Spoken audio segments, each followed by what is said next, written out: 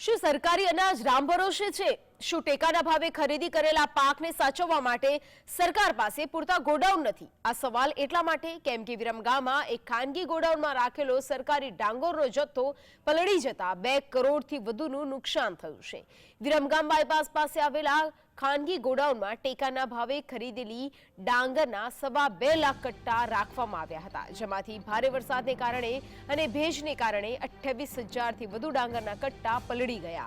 હવે વધેલા જથ્થાને સાણંદ પેસિફિક પાઇપ્સ ઇન્ડસ્ટ્રીના ગોડાઉનમાં શિફ્ટ કરવાની પ્રક્રિયા હાથ ધરવામાં આવી છે। જીએસટીવી સાથેની વાતચીતમાં જિલ્લા પુરવઠા અધિકારીએ કહ્યું કે જથ્થા માટે ઇન્સ્યોરન્સ લેવાયો હતો અને તેની પ્રક્રિયા પણ કરી દેવામાં આવી છે। સાથે જ કહ્યું કે ટેકાના ભાવે ખરીદી કરેલા અનાજને 2 મહિના પૂરતું ખાનગી ગોડાઉનમાં રાખવામાં આવે છે।